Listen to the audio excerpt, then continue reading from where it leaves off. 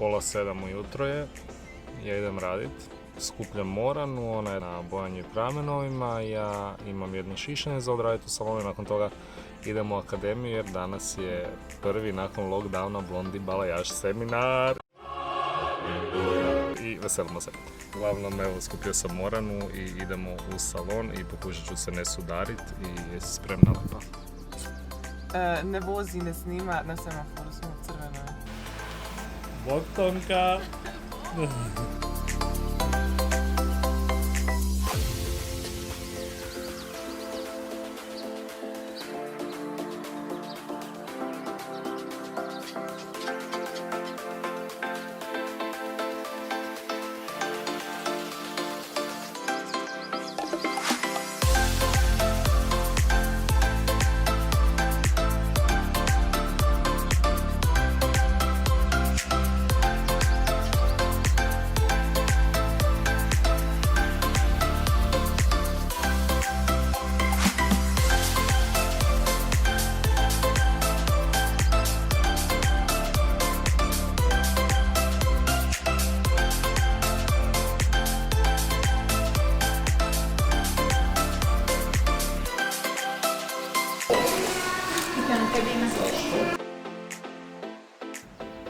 Obzirom na copyright i pozadinsku muziku, moramo se vratiti na voiceover.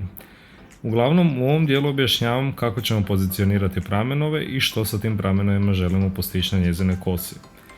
Imali smo ograničenje sa 12 folija iz razloga što želimo posvijetliti samo vrhove, a gornji dio želimo ostaviti što prirodnijim.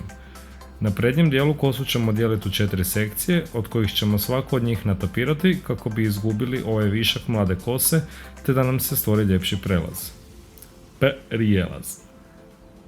Nakon što nanesemo dekolorant na prednja 4 pramena, vraćamo se na stražnji dio. Na stražnjem dijelu, obzirom na slojevito šišanje, na donjem dijelu ćemo napraviti jedan pramen, sa svake bočne strane ćemo napraviti 2, te na gornjem dijelu ćemo se poigrati sa još 3 do 4 pramena.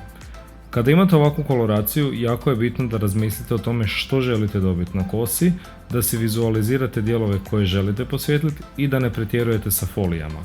Što je manje folija i što su one bolje pozicionirane, to vam je bolji rezultat i puno kontrastnija boja.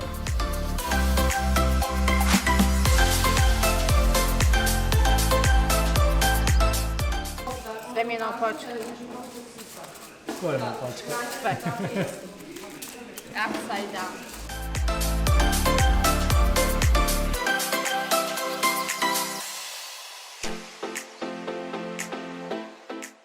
Imam ograničenje na 12 folija. Jel da? Radim tehniku tapiranja i želim posvijetliti samo neke dijelove Super. koje ćemo poslije obojati u rozu. Super. Znači idemo Malo dodati. na rozi balajaž. Da. Bog cure, šta vi radite? Igramo se. Igrate se? To je lijepo. Tu od lica, a iza, pošto već ima ostataka pramenova, dobiti malo tamniji od ispod efekta, od Super. lica svjetli da otvorimo malo. Super. Tako da ćemo imati jako lijep rezultat.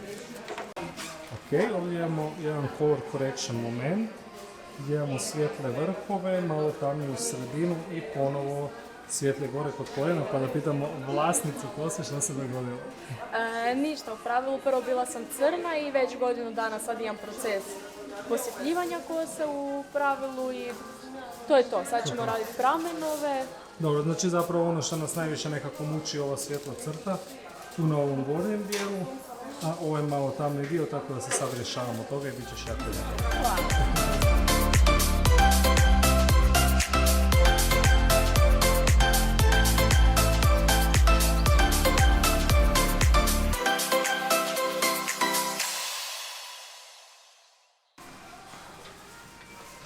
Bog Tonka. Bog! Kaj radiš? Čistim! Čistiš Model Light Master koji danas isprobavamo, tako da rezultati će biti odlični.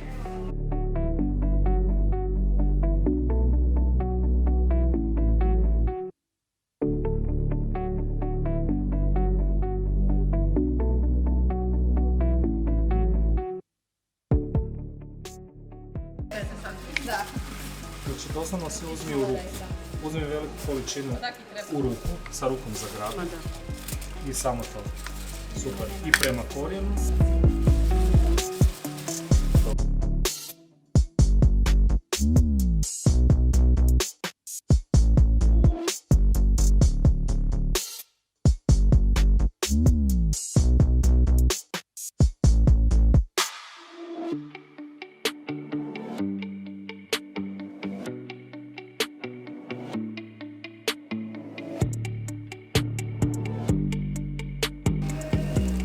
Mogu vratiti tako. Da, samo uvijek kad radite to, jednu po jednu foliju. Nadam se da će vam se sve izvući su velike. Dobro.